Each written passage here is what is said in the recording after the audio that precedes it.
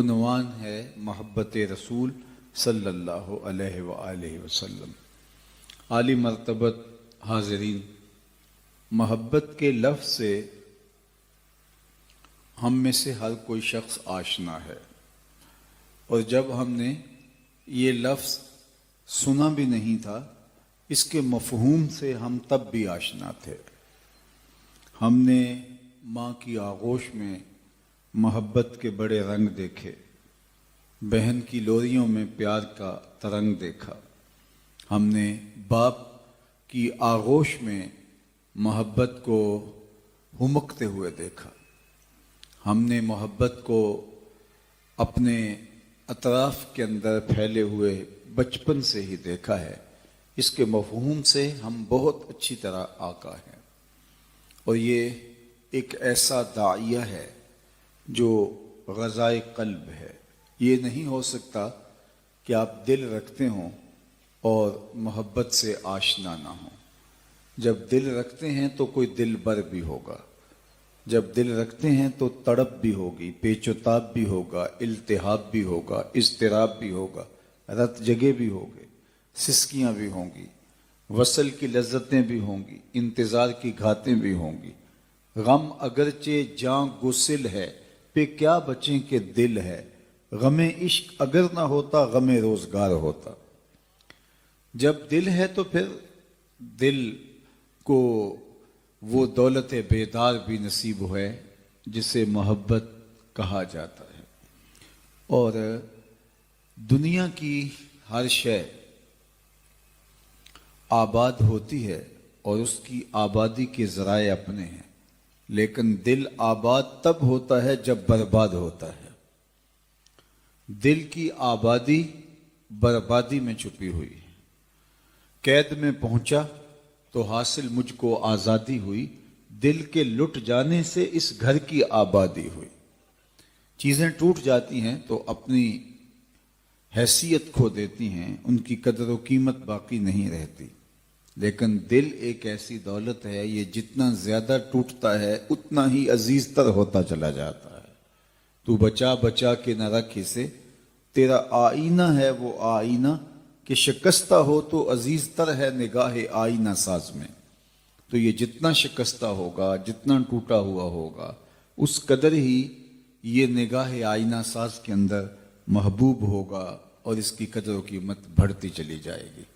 اس کی شکستگی، اس کا ٹوٹ جانا اور اس کا کرچی کرچی ہو جانا اس کی قدر دانی کا سبب ہے۔ اور میں اور آپ اس دل میں محبت، اس دل میں پیار، اس دل میں الفت کا ایک جہاں آباد کیے رکھتے ہیں، لیکن عالی مرتبت سامعین، دل کی سب سے بڑی دولت محبت ہے، اور پھر محبت کو اگر حقیقی ٹھکانہ نہ ملے، اگر دل کو محبوب حقیقی نہ ملے، قدردانی نصیب نہ ہو، تو پھر انسان بار بار بار بار شکوہ گناہ ہوتا ہے کہ میں نے تو اس محبت میں کچھ پایا نہیں۔ غالب نے کہا تھا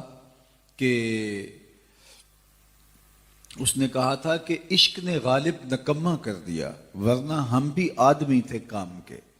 ہم اچھے بھلے انسان تھے، لیکن عشق نے ہمارے پلے کچھ نہیں چھوڑا۔ اور استاد میر تقی میر نے کہا تھا، پھرتے ہیں میر خار کوئی پوچھتا نہیں، اس عاشقی میں عزت سادات بھی گئی۔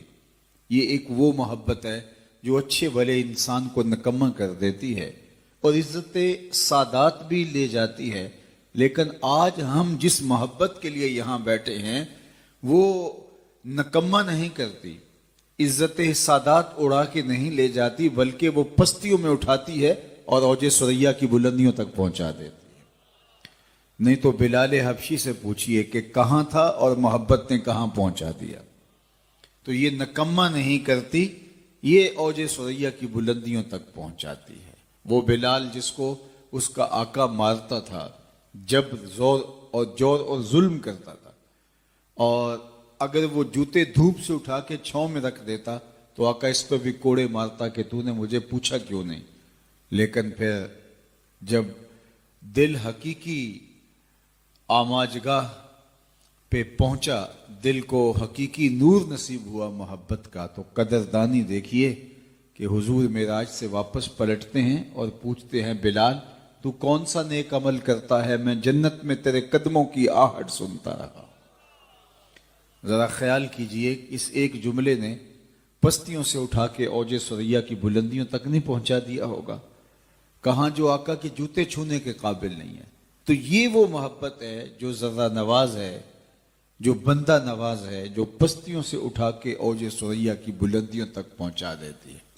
इसलिए शरीयत ने हमसे इसी मोहब्बत को तलब किया है, और ये मतलूब शरीयत भी है, और ये फितरत के अहदाफ में से हदफ है कि हमारा दिल उस महबूब हकीकी की चौखट से वाबस्ता हो जाए, जहां बेवफाई का डर नहीं है, जहां अंदेशा ज़वाल नहीं है, जहां बेकदरी का खौफ नहीं है, बल्कि मोहब्बत अपने हकीकी ठिकाने को पहुंच जाती है और फिर पस्तियों से उठा के महबूब औजे सुरैया की बुलंदियों तक पहुंचा देता है, और इज्जतों का वो ज़रफ़ नसीब होता है कि हश्त अकलीम के शहनशाह को वो एजाज़ नहीं मिलता जो इस मोहब्बत करने वाले को नसीब होता है।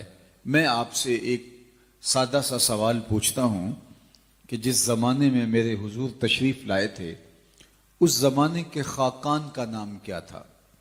तो शायद आप में से कोई ना बता सके कि उस दौर के खाकान का नाम क्या था। चलो मैं ये पूछता हूँ, जिस ज़माने में हुजूर आए थे उस दौर के कैसर का नाम क्या था, जो कि उस दौर की सुपर ताकत थी। आज पूरी दुनिया के ऊपर ट्रंप का नाकूस बज रहा है, तो शायद ही कोई शख्स हो जो उसके नाम से आशना ना हो। तो ये उस दौर का ट्रंप कह लीजिए, उस दौर की सुपर ताकत का हुक्मरान था कैसर रूम। कैसर तो उसका लक़ब है, नाम तो कोई और होगा, लेकिन शायद आप में से कोई भी कैसर का नाम ना बता सके। चलो मैं आपसे पूछता हूं, उस दौर के किसरा का नाम क्या था? ये दूसरी बड़ी ताकत थी उस जमाने की, पर्शियन अंपायर का हुक्मरान, जिसका नाकूस बज रहा था, और 3150 साल तक आले सासान ने ईरान पे हुकूमत की थी। 150 हुक्मरान यके बाद दीगरे इस खानदान के तख्त नशीन हुए थे। मैं आपसे अगर पूछूं कि चलो मुझे उस दौर के किसरा ईरान का नाम बता दें, तो शायद बहुत सारे लोग ये भी ना बता सकें। मैं उस दौर के कैसर का नाम पूछूं तो शायद लोग ना बता सकें। उस दौर के खाकान का नाम पूछूं तो लोग ना बता सकें। और अगर मैं इस मजलिस में मौजूद सबसे कम उम्र बच्चे से पूछूं कि मेरे हुजूर के मुअज्जिन का नाम क्या था, तो सब सर उठा के बिलाल हबशी का नाम बताएंगे या नहीं बताएंगे? तो यार कैसर का नाम तो दुनिया को याद नहीं, खाकान का नाम तो दुनिया भूल गई, उस दौर के बड़े बड़े शहनशाहों का, कज कुलाहों का नाम तो जमाने को नहीं आता, लेकिन बिलाल हबशी का नाम आज भी जो है वो दिल की एक एक परत पे लिखा है तो इकबाल तड़प उठे, इकबाल ये किसके इश्क का फैजाम है, रूमी फना हुआ हबशी को दवाम है। तो वो और इश्क है जो फना कर देता है, फना की घाट में उतार देता है। मैं जिस इश्क की कहानी आज छेड़ने बैठा हूं और जिस उन्वान को सुनने के लिए आप जलवा फराज हैं, ये इश्क पस्तियों से उठा के औजे सुरैया की बुलंदियों तक पहुंचा देता है और इज्जत की मसनद पे, विकार की मसनद के ऊपर बिठा देता है। आली मर्तबत सामीन, दुनिया की मोहब्बतें इंसानों को तकसीम करने का सबब और जरिया होती हैं। उसकी सादा मिसाल अर्ज करूंगा कि एक के दो चाहने वाले आपस में रकीब होते हैं कि ये तो मेरा महबूब है, तुमने क्यों देखा, लड़ाई तक नौबत जा पहुंचती है। एक के दो चाहने वाले आपस में रकीब होते हैं और मेरे हुजूर के करोड़ों अरबों चाहने वाले आपस में हबीब होते हैं। दुनिया की मोहब्बतें रकाबत पैदा करती हैं और हुजूर की मोहब्बत मोहब्बत पैदा करती है। दिल ब महबूब हिजाजी बस्ताएम, इकबाल बोला, दिल ब महबूब हिजाजी बस्ताएम, जी जिहत बा यक दिगर पैवस्ताएम, चूं गुले सद बर्ग मारा बू यकेस्त, ऊ के जाने ई नजामो ऊ यकेस्त, मस्ते चश्मे साकिए बतहास्तेम, در جہاں مثل ماؤ می ناستیم ہزاروں قومیں وجود میں آئیں دہر میں خشک و تر کے رشتے سے ہم نے بنیاد دوستی رکھی یاد خیر البشر کے رشتے سے۔ میں آپ سے پوچھتا ہوں کہ میری اور آپ کی سانجھ کیا ہے؟ کیا آپ کی آنکھوں میں میرے لیے اس قدر پیار چھلکتا ہوا دکھائی دیتا ہے؟ آپ کی پتلیوں پہ میری محبت لکھی ہے، رات کے اندر خنکی بڑھ رہی ہے اور آپ دیر سے تشریف فرما ہے، آخر میرا آپ کا تعلق کیا ہے؟ کوئی کاروباری سانجھ ہے تو جواب نفی میں ہوگا، کوئی رشتہ داری ہے تو جواب 100% نفی میں ہوگا، لیکن اس کے باوجود میرے دل میں آپ کے لیے محبتوں کی ایک کائنات آباد ہے، اور آپ کے دل میں میرے لیے الفتوں کا ایک جہاں آباد ہے۔ تو یہ محبت پیدا کیسے ہوئی؟ تو میرے استاد جھوم کے کہتے تھے محمد کی محبت محمد کی وساطت سے محبت تیری میری ہے، محبت اصل ہے ان کی، نہ تیری ہے نہ میری۔ تو اسی لیے آپ مجھ سے محبت کرتے ہیں اور میں آپ سے محبت کرتا ہوں۔ وہ سانجھ، وہ بنیادی نقطہ، وہ مرکزی نقطہ ذات رسالت مآب صلی اللہ علیہ وآلہ وسلم کا ہے، جس نے امت کو جوڑ دیا۔ بلال حبشے سے تھے، صہیب روم سے تھے، حضرت ابو بکر عمر مکے سے تھے، حضرت سعد مدینے کے تھے، حضرت سلمان فارس سے تھے، اور حضرت ابو ہریرہ یمن سے تھے، لیکن سب کو ایک لڑی میں پرو دیا اور وحدت کے ساتھ ان کو ایک امت بنا دیا۔ تو یہ وحدت کا نور نصیب ہوا، تو یہ حضور کی محبت تھی جس نے سب بکھرے ہوں کو جوڑ کر ایک صف میں کھڑا کر دیا۔ آج بھی اگر امت جمع ہونا چاہتی ہے، ان فرقہ بندیوں سے بچنا چاہتی ہے، ان جغرافیائی ٹکڑیوں میں جو پھنسے ہوئے ہیں اس سے اپنے آپ کو نجات دینا چاہتی ہے، اور ایک جسد واحد کی طرح بننا چاہتی ہے، تو سب کو حضور کی چوکھٹ پہ آنا ہوگا۔ اقبال نے کہا قوت عشق سے ہر پست کو بالا کر دے، دہر میں اس میں محمد سے اجالا کر دے۔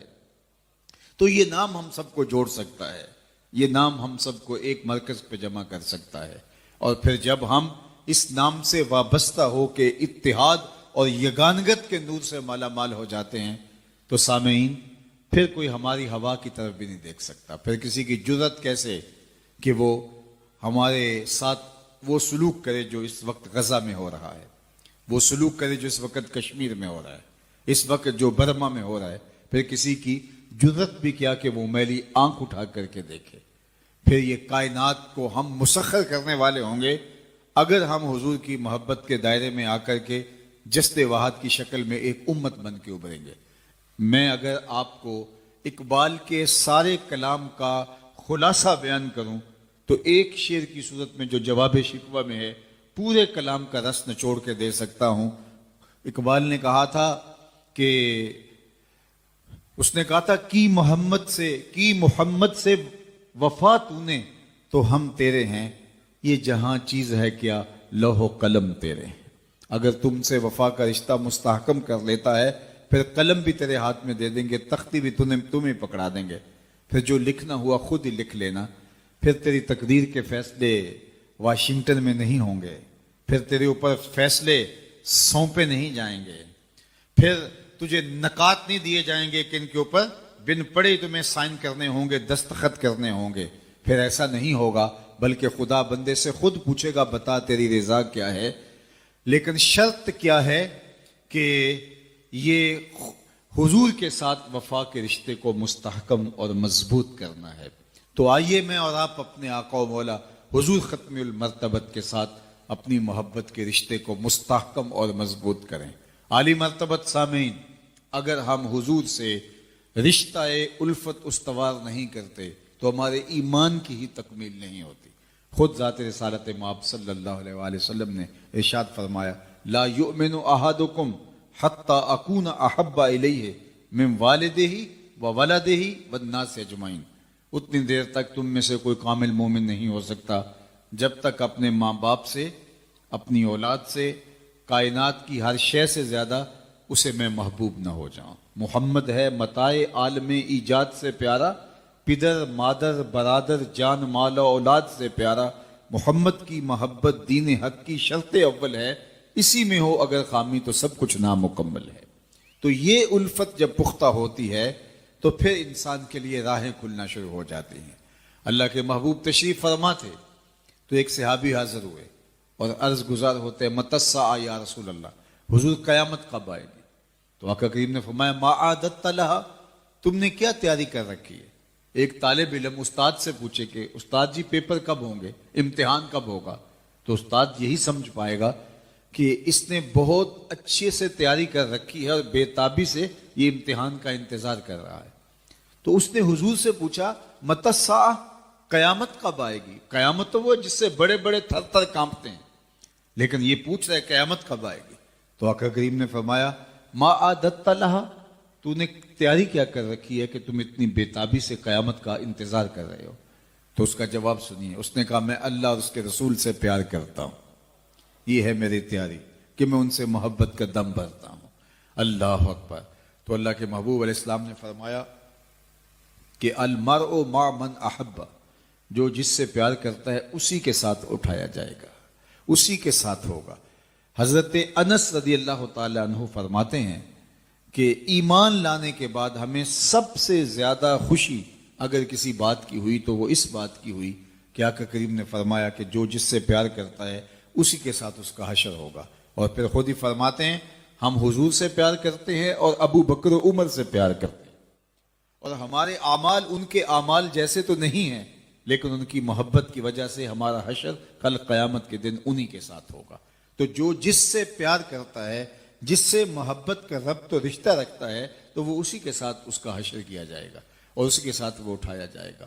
تو عالی مرتبت ہم اس لیے اللہ کے محبوب علیہ الصلوۃ والسلام سے محبت اس لیے بھی کرتے ہیں کہ قیامت کے دن آقا کریم علیہ السلام کی قربت کا ہمیں نور نصیب ہو جائے اور جنت میں آقا کریم علیہ الصلوۃ والسلام کی سنگت نصیب ہو جائے۔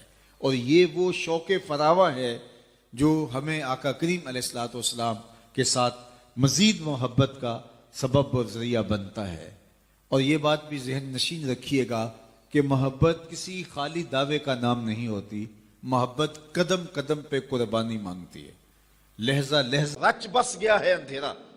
تو اب جس طرح چمگادڑ اندھیرے میں رہتی ہے تو سورج چڑھے تو وہ چھپ جاتی ہے، سورج کو دیکھ نہیں پاتی، آنکھیں بند کر لیتی ہے۔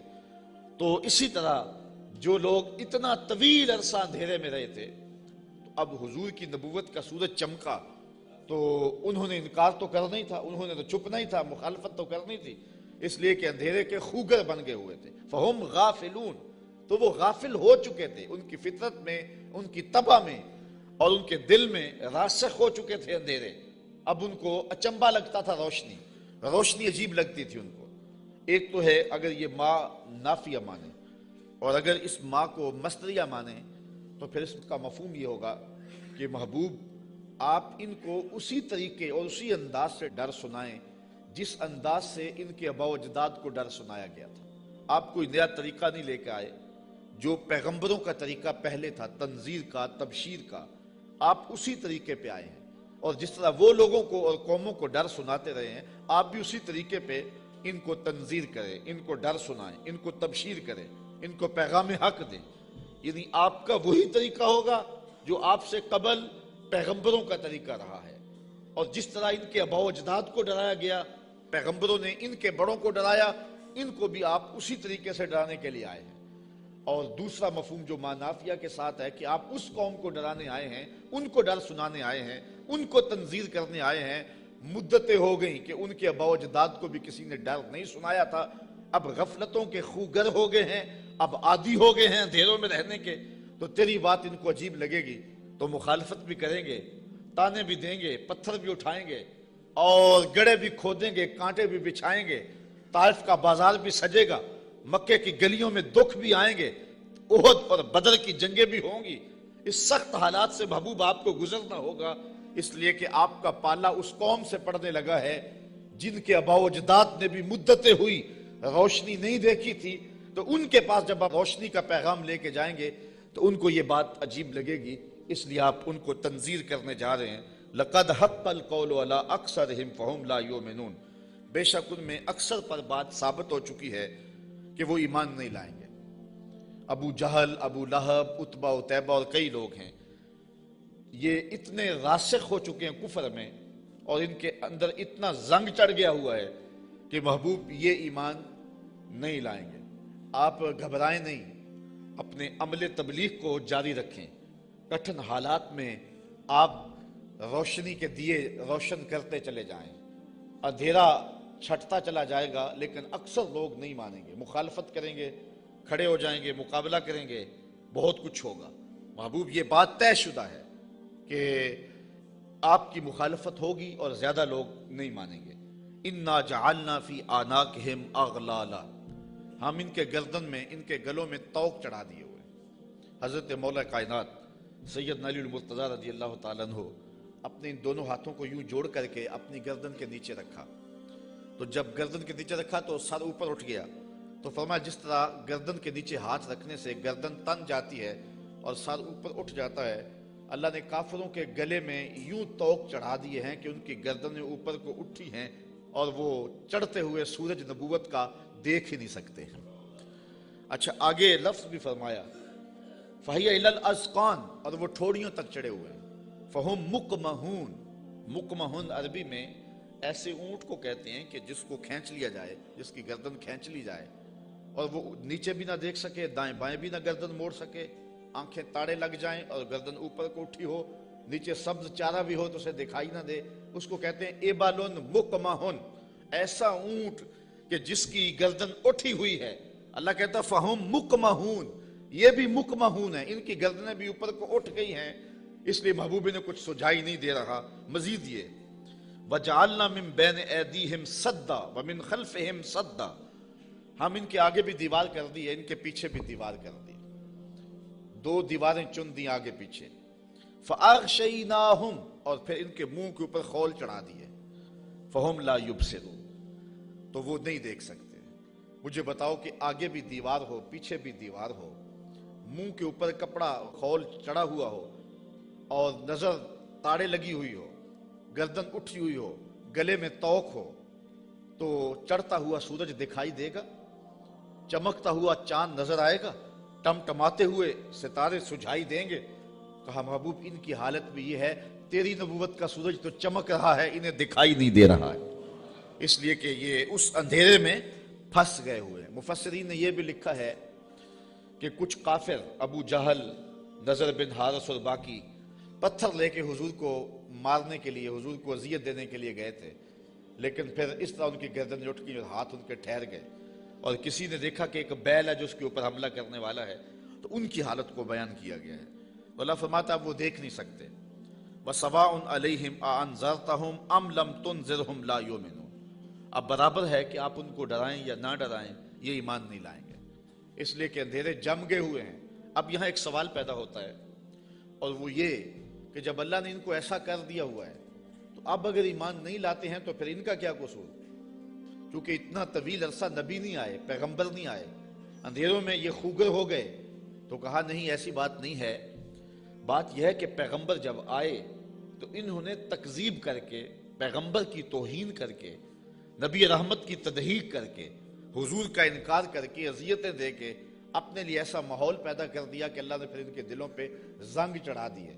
اب یہ کچھ دیکھ نہیں سکتے، تو یہ نہیں تھا کہ ان کو روشنی دی نہیں گئی تھی، ان کو اجالا فطرتاً بھی دیا گیا تھا، انہوں نے اسے بھی مسخ کر لیا، اور ان کو روشنی پیغمبر رحمت کے ذریعے سے بھی آئی تھی، انہوں نے اس کا بھی انکار کر دیا۔ اب اس حالت میں پہنچ گئے پیغمبر کی توہین کی وجہ سے کہ رب کی غیرت بھی جوش میں آئی، رب نے دیواریں چن دی، اب کچھ دکھائی دے نہیں رہا۔ یار اس سے بڑھ کر کیا بات ہے کہ چاند ٹکڑے ہو کے قدموں میں آئے اور یہ پھر بھی نہ مانے، سورج پلٹ کے عصر کے وقت پہ آئے، یہ پھر بھی نہ مانے، ابو جہل مٹھی میں کنکر لے کے آئے اور کہے آپ اللہ کے رسول ہیں، بتاؤ میری مٹھی میں کیا ہے، تو حضور بول کے کہیں میں بتاؤں یا جو مٹھی میں وہی بتا دے، تو اب بھی وہ نہ مانے اور کہے ھذا من سحر ابن ابی کبشہ، یہ ابو کبشہ کا جادو ہے جو سر چڑھ کے بول رہا ہے، تو یہ ان کے آگے پیچھے دیواریں نہیں ہیں تو اور کیا ہے، ورنہ اتنے واضح دلائل دیکھنے کے باوجود بھی ان کو نظر نہیں آ رہا، یا رشتہ دار بھی ہیں لیکن نظر نہیں آ رہا، پاس بیٹھتے بھی ہیں نظر نہیں آ رہا، اور بلال حبشے سے دیکھ رہا ہے، سلمان کو فارس سے دکھائی دے رہا ہے، اور صہیب کو روم سے نظر آ رہا ہے، کول ہندیاں بھی کہیں اپنا نہ جانے، دل والے آکھیا دلدار آگے۔ تو یہ اپنی اپنی قسمت کی کہانی ہے، تو کہا محبوب آپ ان کو ڈرائیں یا نہ ڈرائیں یہ ایمان نہیں لائیں گے. انما تنذر من اتبع الذکر وخشی الرحمن بالغیب فبشرہ بمغفرۃ واجر کریم. اچھا سوال پیدا ہوتا ہے جب لوگ تو ایمان لائیں گے نہیں, لوگ تو مانیں گے نہیں, انکار پہ انکار کرتے جائیں گے, دل اندھے ہو گئے ہیں, آگے پیچھے اوپر نیچے پردے ہی پردے ہیں, تو پھر تبلیغ کیوں کی جائے, تبلیغ عمل جاری کیوں رکھا جائے؟ جب زمین ہی بنجر ہے تو پھر بیج کیوں ڈالا جائے؟ جب زمین ہی جو ہے وہ شور اور کلر ہے تو پھر می برسنے سے ہوگا کیا؟ تو پھر تبلیغ کا عمل رک جانا چاہیے. کہا محبوب نہیں, تیرے کرم کا می برستا رہنا چاہیے, تیرے کرم کا می جو ہے وہ ان کے اوپر نازل ہوتا رہنا چاہیے. یہ نہیں مانیں گے, ایسے بھی ہیں. انما تنذر من اتبع الذکر, محبوب آپ اس کو ڈر سناؤ جو نصیحت کے پیچھے پیچھے چلے. ایک وہ ہیں جو سنتے نہیں اور ایک ہے جو جھولیاں پھیلا کے پیچھے پیچھے آ رہے ہیں. ایک وہ ہے کہ آپ سناتے ہیں کانوں میں انگلیاں ٹھونس لیتے ہیں, اگر سنائیں تو پھر بھی ایک کان سے سن کے دوسرے کان سے نکال لیتے ہیں. اور ایک وہ بھی ہیں کہ تو پہاڑ کی چوٹی پہ بیٹھا ہے اور محبت والا, آنکھوں میں ظاہری روشنی بھی نہیں رکھتا. عبداللہ ابن مکتوم حضور کی خوشبو سونگ سونگ کے پتھروں پہ اوپر چڑھتا ہوا پہاڑ پہ پہنچ جاتا ہے اور آپ کی چوکھٹ پہ جولی پھیلا کے کہتا ہے کہ یا رسول اللہ علمنی ما علمک اللہ, اللہ نے جو آپ کو دیا میری جھولی میں بھی ڈال دیجئے. ایک سن نہیں رہے اور ایک پیچھے پیچھے آ رہا ہے. محبوب ایک سن نہیں رہے اور ایک جھولی پھیلا کے کہتا ہے چمک تجھ سے پاتے ہیں سب پانے والے, میرا دل بھی چمکا دے چمکانے والے. تو کہا محبوب وہ بھی ہیں جو نصیحت کے پیچھے پیچھے چلتے ہیں. وخشی الرحمن بالغیب, اور رحمان کو بن دیکھے رحمان سے ڈرنے والے. یہ لوگ ہیں جو تیری نصیحت کو قبول کریں گے, تیری بات کو قبول کریں گے. اللہ نے مختلف طبائع بنائی ہیں, سویر سے لے کر شام تک. ہماری نوکری بھی قرآن کی ہی ہے, تو دیکھتے ہیں کہ کئی جگہوں پہ ایسا بھی ہوتا ہے کہ لوگ توجہ نہیں کر رہے ہوتے چونکہ انہیں قرآن کی لذت نصیب نہیں ہوتی, اور کچھ ایسے ہوتے ہیں کہ وہ آنکھ کا جھپکنا بھی بوجھ سمجھتے ہیں کہ کوئی ایک لفظ بھی ادھر نہ چلا جائے. تو یہ اپنا اپنا ذوق ہے. صاحب جو بلبل کا ذوق ہے وہ چڑیا کو نہیں دیا گیا, اور جو پروانے کا ذوق ہے وہ مکھی کو نہیں دیا گیا, اور جو چکور کو پیار دیا گیا ہے چاند کا وہ کسی اور کو نہیں دیا گیا. تو قرآن کے لیے بھی اللہ نے دل رکھے ہیں, جو قرآن سنتے ہیں ان کی روح تک اترتا چلا جاتا ہے. اقبال نے ایک جگہ پہ بڑی خوبصورت بات لکھی, کہا کچھ لوگ ایسے ہیں جو حافظ شیرازی کے شعر پہ اور عراقی کے شعر پہ تو جھومتے ہیں اور انہیں قوال کا نغمہ تو مست کر دیتا ہے, لیکن قرآن سے انہیں کچھ بھی نہیں ہوتا. کہا وہ قسمت کے مارے ہوئے لوگ ہیں. کہا یہ تو شاعروں کا کلام ہے جو مخلوق ہیں, اور جو قرآن ہے یہ رب کا کلام ہے. اور جو بادشاہوں کے کلام ہوتے ہیں وہ کلاموں کے بادشاہ ہوتے ہیں, اور یہ رب کا کلام ہے, یہ خالق کا کلام ہے. تو جو لذت, جو چاشنی, جو کیفیت قرآن میں ہے وہ نہ کسی شعر میں ہو سکتی ہے, نہ کسی سخن میں ہو سکتی ہے, نہ کسی نظم میں, نہ کسی نثر میں. لیکن کیفیت اپنی اپنی ہوتی ہے. کسی کو قوالی تو مزہ دے دیتی ہے, لیکن قرآن اسے لطف نہیں دیتا ہے. اس کو اپنے اندر کو دیکھنا چاہیے اور کتاب رحمت سے دل جوڑنا چاہیے. اس کا ایک ایک لفظ نور دے رہا ہے. کہا محبوب جو رحمان سے بن دیکھے ڈرتے ہیں وہی اس قرآن کے نور کو لینے والے ہیں. اچھا فبشرہ بمغفرہ, انہیں مغفرت کی بشارت دے دیجئے, انہیں مغفرت کی بشارت دے دیجئے. وَأَجْرٍ کریم, یار اجر ہی کافی تھا لفظ, لیکن کریم کی ساتھ صفت لگائی. میرے پاس کوئی اس کا مفہوم نہیں ہے کہ اس کو اردو میں ڈھال سکوں, لیکن اتنا ہی سمجھیں کہ جس اجر کو میرے رب نے بھی کریم کہا وہ کیسا اجر ہوگا. اللہ فرماتا ہے ہم ان کو بخشیں گے بھی اور اجر کریم بھی دیں گے. اِنَّا نَحْنُ نُحْيِي الْمَوْتَى وَنَكْتُبُ مَا قَدَّمُوا وَآثَارَهُمْ وَكُلَّ شَيْءٍ أَحْصَيْنَاهُ فِي إِمَامٍ مُبِينٍ. بے شک ہم مردوں کو جلائیں گے, زندہ کریں گے, اور ہم لکھ لیں جو انہوں نے آگے بھیجا جو پیچھے چھوڑا, اور ہر چیز ہم نے گن رکھی ہے ایک بتانے والی کتاب میں. آج کوئی مانے یا نہ مانے, انکار کرے یا اقرار کرے, تردید کرے یا تائید کرے, رخ پھیر لے یا جھولی پھیلا لے, محبوب آپ پریشان نہیں ہوں گے. ایک وقت آنے والا ہم قبروں سے مردوں کو اٹھائیں گے. آج کوئی مانے یا نہ مانے, ہم نے لکھی ہوئی ہے, ایک ایک بات لکھی ہوئی ہے, وہ روشن کتاب میں. قیامت کے دن نامہ اعمال کھلے گا, سب سامنے آ جائے گا. تو محبوب آپ اپنے عمل کو جاری رکھیں, جو آپ کر رہے ہیں ہم وہ بھی لکھ رہے ہیں, اور جو آگے سے ان کے رویے ہم وہ بھی لکھ رہے ہیں. قیامت کے دن ہر شے سامنے ہوگی اور رب کی عدالت میں سارے فیصلے ہوں گے. اچھا، ایک تو یہ مفہوم ہے جو عامت المفسرین نے بیان کیا اس آیت کا، لیکن ابن عاشور نے اس کا ایک اور مفہوم بیان کیا ہے، اور ذرا سنیے۔ وہ کہتا ہے کہ اس آیت کو انا نحن نحیی الموتى، اس کو ہم ما قبل سے اگر ملا کے پڑھیں تو مفہوم اس کا کچھ اور نکلتا ہے، اور وہ یہ کہ محبوب تیری بات کو کچھ لوگ سنتے نہیں ہیں اور تو ان کے پاس جا کے بات سناتا ہے اور وہ پرواہ نہیں کرتے، ان کے اوپر نیچے آگے پیچھے زنگ ہیں اور پردے ہیں، لیکن محبوب تیرے کرم کا می برستا رہنا چاہیے، ایک دن آئے گا مردے بھی جی اٹھیں گے۔ محبوب تیرے کرم کا می برستا رہے، ایک دن آئے گا ان شور اور کلر زمینوں میں بھی پھول کھل اٹھیں گے۔ اس لیے تو کرم فرماتا رہے اور تو تبلیغ کا عمل جاری رکھ، روزانہ پتھر پہ بھی ایک قطرہ گرے تو ایک دن سوراخ وہاں بھی ہو جاتا ہے، اور محبوب تیری مٹھی بولی جاری رہنی چاہیے، ایک دن زمانہ تیرے کلمے پڑے گا، اور پھر فتح مکہ کے دن لوگوں نے دیکھا سب کے لبوں پہ ترانے میرے حضور کے ہی تھے۔ تو یہ ہے ایک مفہوم۔ اچھا، یہ بات بیان کرنے کے بعد جو اگلا رکوع ہے، مضمون لمبا نہ ہو جائے لیکن میں کچھ مضمون آپ کے سامنے رکھ دیتا ہوں اختصار کے ساتھ۔ اللہ نے اپنے محبوب کے غلاموں کو ان کٹھن حالات میں تسلی دی، وَضْرِبْ لَهُمْ مَثَلًا أَصْحَابَ الْقَرْيَةِ، محبوب انہیں اس شہر والے لوگوں کی کہانی سناؤ۔ یہ محبوب کے قلب کو اور حضور کے غلاموں کے دل کی تسکین کے لیے اللہ نے کہا، چونکہ کہانیوں کے ساتھ ویسے بھی انسان کا جو رجحان ہے وہ طبعی ہوتا ہے، فطری ہوتا ہے، کہانی کی طرف میلان ایک فطری ہے، انسان کی طبع میں رکھا گیا، شوق سے سنتا ہے۔ کسی زمانے میں شام کو بچے دادی اماں کے بستر میں گھستے تھے کہ اس سے کہانیاں سننی ہیں، اور دادی اماں اپنی روایات، اپنا کلچر، اپنی تہذیب، اپنا تمدن اور اپنی خاندانی روایات اس کہانی کے اندر سمو کر کے ان بچوں کو اخلاقیات کا درس، اپنے مذہب کا درس اور اچھائیوں کا درس اور تقوی کا درس اس ایک کہانی میں رکھ کے ان کو دیا کرتی تھی، اور وہی ہمارا کلچر تھا، وہی ہماری تہذیب تھی، اور وہ اپنی روایات کو نئی نسل میں منتقل کر کے جاتی۔ جب سے ہم نے دادی اماں کا بستر چھوڑ دیا ہے اور ٹیلی ویژن کی سکرین سے تہذیب لینا شروع کر دی ہے، اس لیے ہم نے روایات ادھر سے لینی ہے، اور وہی حقیقتوں کے اجالے اور وہی روشنیاں تھی، اور آج ہم پتہ نہیں کیا کس کو کلچر قرار دے رہے ہیں۔ میں 2-4 دن پہلے لاہور میں 4-5 جگہ پہ درس پہ رہا ہوں، اور جگہ جگہ کلچر میلے اور کیا کچھ دیکھتا رہا ہوں، تشہیر اس کی، تو میں کہا تھا جگہ جگہ میں نے کہا یہ ہمارا کلچر نہیں ہے۔ جو ماہرین ہیں اور جو فنون والے ہیں وہ کہتے ہیں کہ جو کلچر ہوتا ہے کسی بھی قوم کا، اس پر جغرافیے کی اور مذہب کی چھاپ ضرور ہوتی ہے۔ یہ کبھی نہیں ہو سکتا کہ کسی قوم کا کلچر، اس کی تہذیب، اس کے جغرافیے سے اور اس کے معتقدات سے، اس کے عقائد سے ہٹ کر ہو۔ تو یہ سارتا پا برہنہ کلچر، یہ ہمارا کلچر نہیں ہو سکتا، نہ مشرقی کلچر نہ حجازی کلچر۔ ہمارا کلچر مغرب کی ہواؤں سے نہیں پھوٹتا، مدینے کی فضاؤں سے پھوٹتا ہے۔ اپنی ملت کا قیاس اقوام مغرب سے نہ کر، خاص ہے ترکیب میں تجھے قوم رسول ہاشمی۔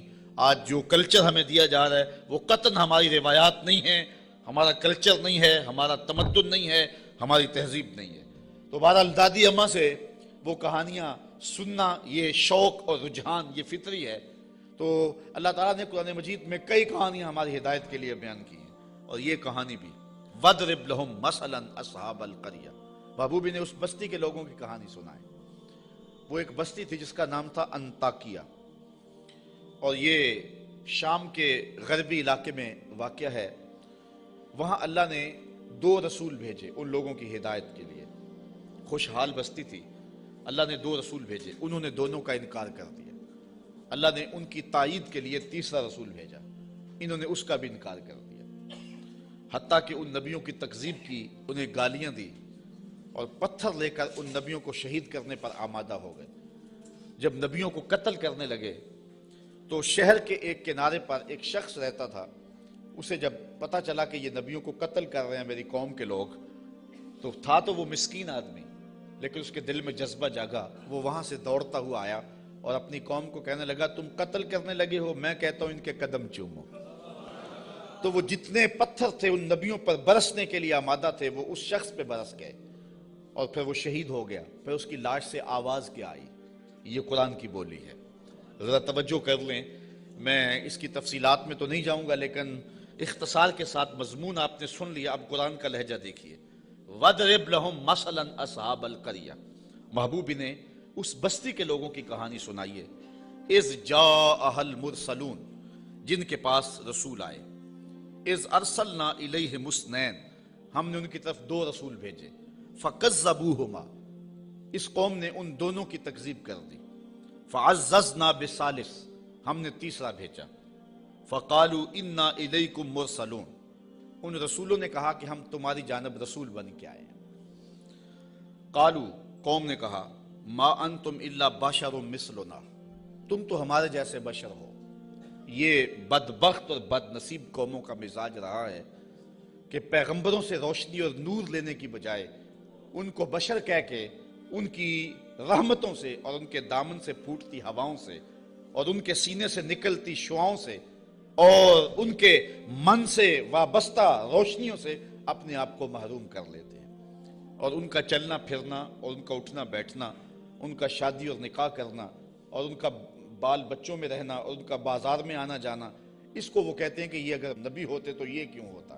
یہ عجیب بات ہے. ان کی عظمتوں کے پہلوؤں کو چھوڑ کے نظر یہاں رکھ دیتے ہیں، حالانکہ یہ بھی انسانیت کے نمونے کے لیے اور ہدایت کے لیے ہوتا ہے. یہاں میں بہت لمبی بات نہیں کروں گا، اگرچہ یہ عنوان ایک لمبی گفتگو کا متحمل ہے. ایک بات کروں گا کہ اصل بدبختی ہے لوگوں کی.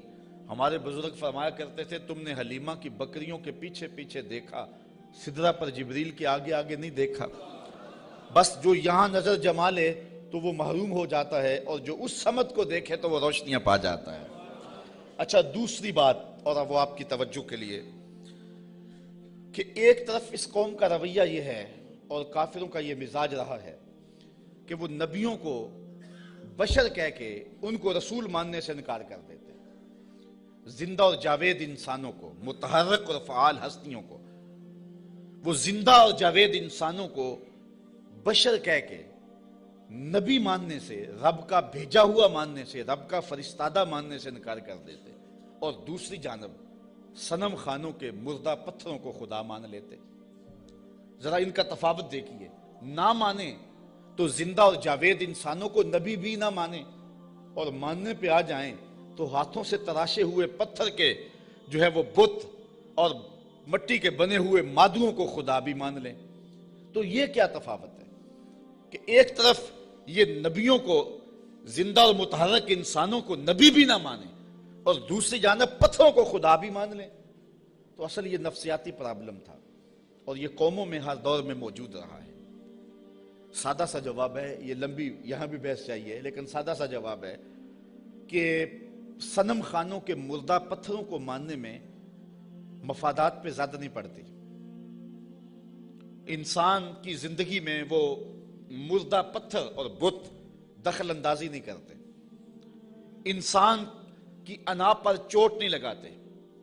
ایک پجاری زانی ہو، شرابی ہو، ڈاکو ہو، جو مرضی کرے، کبھی پتھروں نے بول کے نہیں کہا کہ یہ کیا کر رہے ہو. ہمیں بھی پوچھتے اور یہ کیا رویے رکھے ہوئے. ان کی جھوٹی انا کا بت بھی پلتا رہتا اور وہ سجدے بھی کرتے. تو بتوں کو ماننے سے ان کو اپنی زندگی بدلنی نہیں پڑتی تھی، اپنے رویے بدلنے نہیں پڑتے تھے، اور ان کی سوچوں پر کوئی پہرا نہیں تھا، ان کے خیالوں پر کوئی قدغن نہیں تھی، طرز حیات پر کوئی دخل نہیں تھا. اس لیے بتوں کو ماننے میں کوئی پریشانی نہیں تھی. اور نبیوں کو ماننے کا مقصد یہ تھا کہ سر سے لے کر پاؤں تک زندگی کے ایک ایک لمحے کو، معاشرت سے لے کر کے نجی زندگی سے لے کے سیاسی زندگی تک سب کچھ بدلنا پڑتا تھا، اور اپنی خواہشات کے جنازے کندھوں پہ اٹھا کے دفن کرنے کے بعد پھر نبیوں کے قدم چومنے پڑتے تھے. اس لیے نبیوں کو ماننے میں پرابلم تھا اور بتوں کو ماننے میں کوئی پرابلم نہیں تھا. اس لیے کہ بتوں کو ماننے میں کوئی مفادات پہ زیادتی نہیں پڑتی تھی، اور نبیوں کو ماننے کا مقصد یہ تھا پھر اپنی خواہش چھوڑنی پڑتی تھی. تیرے ہندیاں سندیاں محبوبہ، میں کافر ہوں جے میں ہوں، پھر تو اپنا آپ چھوڑنا پڑتا تھا نا. اس لیے وہ انسانوں کو نبی ماننے کے لیے تیار نہیں تھے اور پتھروں کو خدا ماننے کے لیے آمادہ ہو جاتے. آج بھی یہ نفسیات ہمارے اندر بھی پائے جاتے ہیں. ایک شخص 70 سال حدیث رسول پڑھاتا رہا، 80 سال اس نے قرآن کی نوکری کی، تو لوگ اس کے گرد اتنی تعداد میں جمع نہیں ہوتے، اور ایک بندہ دونی رما کے تموڑی شاہ بیٹھ جاتا ہے اور ساری قوم اس نانگے کے پیچھے بھاگ جاتی ہے، تو کچھ لوگ کہتے ہیں کہ پتہ نہیں اس میں کمال کیا ہے، کرنٹ کیا ہے۔ صاحب بات کرنٹ کی نہیں ہے، مفادات پہ زد نہیں پڑتی، اور اس شخص کے پاس آنا ہے تو زندگی بدلنی پڑتی ہے۔ اس لیے ان مردوں کو ماننے میں حرج نہیں ہے، اور ان فعال اور زندوں کو ماننے میں اپنی خواہشات کا جنازہ اٹھانا پڑتا ہے۔ لہذا انسان کا رجحان ادھر نہیں ہوتا ہے، انسان کا رجحان ادھر ہوتا ہے۔ یہ ایک انسان کی فطرت ہے۔ اس بات کو سمجھانے کے لیے میں آپ کو ایک بات سناؤں گا۔ میرا ایک دوست ہے پرانا، تو بچپن میں جن سے تعلق رہا ہو تو وہ کم ہی کسی کے لیے اعتقاد کا رشتہ رکھتے ہیں، لیکن یہ اللہ کا فضل ہے کہ میرے لیے اس کے دل میں بڑی محبت، حتیٰ کہ میرے ساتھ اس کا روحانی تعلق بھی ہے۔ تو اس کا ایک دوسرا دوست ہے، اور وہ میرا بھی دوست، اور وہ بہت زیادہ پڑھ لکھ بھی گیا ہے اس کی طرح۔ تو اس نے کہا یار دیکھ، میں بھی ایک اعلیٰ منصب پہ ہوں اور حضور کی سنت چہرے پہ ہے، تو تیرے دل کے اندر بھی اس شخص کے لیے محبتوں کے جذبے ہیں، تو بھی میری طرح اس شخص کے ساتھ اپنا باطن کا تعلق قائم کیوں نہیں کر لیتا۔ یہ ایک مرید کے دل میں خواہش ہوتی ہے کہ دوسرا شخص بھی میرے پیر سے وابستہ ہو جائے۔ اس فطری خواہش کے تحت اس نے اس کو دعوت پیش کی۔ تو اس نے جو جواب دیا، وہ جواب اس آیت کے مفہوم کو سمجھنے میں مدد دے گا۔ اس نے کہا کہ میں کبھی کبھی اس کی تقریر سنتا ہوں تو یار میں حساس سا آدمی ہوں، رات کو سو نہیں سکتا، تو جس کی تقریریں مجھے سونے نہیں دیتی، اگر میں اس سے تعلق جوڑ لیا وہ تو مجھے زندہ مار دے گا۔ اس لیے مجھے تو پیر ایسا چاہیے کہ جو سرانے کے نیچے رکھ کے آرام سے سو بھی سکوں، اور جس کو چاہوں تو لپیٹ کے جیب میں ڈال بھی سکوں، اس کے ساتھ تعلق کا یہ رشتہ مجھ سے تو نہیں نبھایا جائے گا۔ تو انسان چاہتا ہے، انسان کی طبع ہے، انسان کی فطرت ہے، جہاں مفادات پہ زد نہ پڑتی ہو تو لوگ وہاں دوڑتے ہیں، اور جہاں مفادات پہ زد ہوتی ہو، جہاں اپنا بدلنا ہوتا ہے، وہاں صائب فکر کے لوگ ہی جاتے ہیں۔ وہ تھوڑے بھی ہوں، زیادہ بھی ہوں، اس سے غرض نہیں ہے، لیکن ہوتے صائب ہیں۔ تو ان کافروں کا مزاج یہ تھا کہ پیغمبروں کی یہ کہہ کے تکذیب کر دی کہ تم تو بشر ہو، اور صنم خانوں کے مردہ پتھروں کو خدا ماننے لگ جاتے۔ وما انزل الرحمن من شیء، کہنے لگے تمہارے اوپر رحمان نے کچھ نہیں اتارا۔ ان انتم الا تکذبون، تم تو معاذ اللہ جھوٹ بولتے ہو۔ گالیاں دی، برا بھلا کہا، تکذیب کی نسبت کر دی۔ اچھا، جو شریف آدمی ہوتا ہے اس کا بھی اپنا مزاج ہوتا ہے۔ شریف آدمی سے کوئی الجھ بھی پڑے تو وہ اپنی شرافت کے دائرے سے نیچے نہیں آ سکتا۔ وہ کسی کو گالی بھی دے تو وہ بھی شائستہ انداز کے اندر اس کو سخت لفظ نہیں دیتا، چونکہ اس کی زبان متحمل نہیں ہوتی سخت لفظ کی۔ وہ شیخ سعدی نے لکھا ہے کہ ایک شخص کو کتے نے کاٹ لیا، تو وہ رات کو کرا رہا تھا، تو اس کی ایک چھوٹی سی بیٹی تھی، تو اس نے دیکھا کہ بار بار میرا باپ اٹھ کے کرا رہا ہے، تو اس نے غصے سے کہا، جب باپ چپ ہی نہیں کر رہا تھا، کرائے جا رہا تھا، کہا بابا بابا تو دندانہ داری، تجھے کتے نے جب کاٹا تھا تو تیرے دانت نہیں تھے؟ اس نے کہا پتر جب کتا کاٹے تو کتے کو آگے سے کاٹا نہیں جاتا۔ تو جو شریف آدمی ہوتا ہے وہ گالی کا متحمل نہیں ہوتا، اور کوئی سخت لفظ بھی کہے تو اس کو بھی تول کے بولتا ہے۔ اب ان کافروں نے تو گالیاں دی، پیغمبروں کو برا کہا، تکذیب کر دی۔ پیغمبروں نے جواب کیا دیا، ذرا سنیں اور زندگی کا حسن دیکھیں اور اچھے لوگوں کی عادات دیکھیں۔ اللہ اکبر۔ تو ان پیغمبروں نے کہا قالوا ربنا یعلم انا الیکم لمرسلون، ہمارا رب جانتا ہم رسول ہیں۔ ایک تو بات یہ، اور دوسری بات تم مانو نہ مانو تمہاری ضرورت بھی نہیں ہے، جب ہمارا رب جانتا ہے کہ ہم رسول ہیں۔ یہاں بات سمجھانے کے لیے مجھے پھر ایک مثال دینا پڑے گی۔ اوچ شریف سے بزرگ تشریف لائے راول پنڈی، تو علاقہ بھر کے جو سادات تھے وہ اپنے اپنے شجرے لے کر کے تصدیق کے لیے ان کے پاس پہنچے، چونکہ یہ جد امجد ہیں سادات کے۔ تو پیر میر علی شاہ صاحب نہیں گئے، تو کسی نے پیر صاحب سے کہا کہ حضرت سارا زمانہ آیا ہے اور اپنے شجروں کی تصدیق کروائی ہے، آپ نہیں گئے؟ تو پیر میر علی شاہ رحمۃ اللہ تعالیٰ علیہ فرمانے لگے کہ میں وادی ہمراہ میں تھا، میری عصر کی سنتیں قضا ہو گئیں، سویا تو حضور خواب میں ملے، اور آقا کریم نے فرمایا سید ہو کے عصر کی سنتیں چھوڑتے ہو؟ تو کہا میرے لیے یہ سند ہی کافی ہے کہ حضور نے کہہ دیا سید ہو کے عصر کی سنتیں چھوڑتے ہو، جب حضور نے سید کہہ دیا اب مجھے کسی اور کی تصدیق کی لوڑ ہی نہیں ہے۔ تو کہا تم مانو نہ مانو ہمارا رب کہتا ہے کہ ہم رسول ہیں، یہی سند کافی ہے کہ ہمارا رب کہہ رہا ہے کہ ہمیں رسول ہے۔ اچھا، اگر آپ کی توجہ ہو تو اس سے ایک اور بات میں آپ کے سامنے رکھنا چاہوں گا۔ جو سچا آدمی ہوتا ہے اس کی طبع کے اندر ایک اطمینان ہوتا ہے، اور جو جھوٹا آدمی ہوتا ہے اس کو کبھی بھی سکون نہیں ملتا، وہ سیاست کے روپ میں ہو، وہ مشائخ کے روپ میں ہو، وہ عالم کے روپ میں ہو، وہ کسی اور بھی روپ میں ہو، اس نے ایک جماعت رکھی ہوتی ہے اپنی تعریف و توصیف کروانے والی، بھنڈ قسم کے لوگ اس کے ساتھ ہوتے ہیں جو زمین سے آسمان تک اس کو اٹھا کے لے جاتے ہیں۔ چونکہ بڑا تعلق مذہبی طبقے سے ہے، ہم دیکھتے ہیں کہ بعض لوگوں کو انہوں نے اپنے ساتھ بھنڈ قسم کے مولوی رکھے ہوئے ہوتے ہیں جو انہیں قطب زمان تو غوث زمان پتہ نہیں کیا کیا کہہ رہے ہوتے ہیں، لیکن ہم ان لوگوں کے چہروں پہ دیکھتے ہیں ان کے اندر چور بول رہا ہوتا ہے۔ اور اسی طرح جس طرح جھوٹا آدمی اس کا سارا زمانہ بھی تعریف کرے تو اسے تو پتہ ہوتا ہے، تو وہ اندر جو ضمیر ہے اس کا ملامت کرتا ہے، اور اس کی پیشانی پہ کچھ لکھا ہوتا ہے جو بصیرت والے لوگ پڑھتے ہیں۔ اسی طرح جو سچا آدمی ہوتا ہے سارا زمانہ مخالفت بھی کرے اور زمانہ گالیاں بھی دے، سچ اس کی پیشانی پہ بول رہا ہوتا ہے، اسے کوئی ضرورت نہیں ہوتی کہ کوئی مجھے کہے کہ تو اچھا ہے، سارا زمانہ مخالف بھی ہو جائے اسے یہ پرواہ نہیں ہوتی۔ انہوں نے کہا تم مانو یا نہ مانو، ربنا یعلم، ہمارا رب جانتا ہے کہ ہم اس کے رسول ہیں، ہمارے سے ڈگری لینے کی ہمیں ضرورت بھی نہیں ہے، ہمارا رب جانتا ہے کہ ہم رسول ہیں۔ وما علینا الا البلاغ المبین، انہوں نے کہا ہمارا اتنا کام تھا وہ ہم نے کر دیا، ہمارا کام تھا تبلیغ کرنا، اور وہ کھلی تبلیغ ہم نے کر دی۔ یہ آپ ہر خطیب سے سنتے ہیں، جب تقریر ختم ہوتی ہے تو آخر میں کہا جاتا ہے وما علینا الا البلاغ المبین۔ تو یہاں میں ایک جملہ کہنا چاہوں گا، اگر کوئی شخص قرآن و حدیث بیان کرنے کے بعد کہے وما علینا الا البلاغ المبین پھر تو بات جچتی ہے، اور اگر کوئی 1 گھنٹہ لطیفے سنانے کے بعد اور جغت بازی کرنے کے بعد لوگوں کی پگڑیاں اچھالنے کے بعد پھر کہے وما علینا الا البلاغ المبین تو بھلا بات جچے گی؟ بات تو تبھی جچے گی جب ان پیغمبروں کے مشن کو ادا کرے اور پھر کہے وما علینا الا البلاغ المبین۔ انہوں نے کہا ہمارا کام اتنا تھا کہ ہم نے تمہارے تک تبلیغ کر دی، اب تمہاری مرضی مانو یا نہ مانو۔ قالوا انا تطیرنا بکم لئن لم تنتهوا لنرجمنکم وليمسنکم منا عذاب علیم۔ کہنے لگے معاذ اللہ ہم تمہیں منحوس سمجھتے ہیں، نحوست کی نسبت ان نبیوں کی طرف کر دی،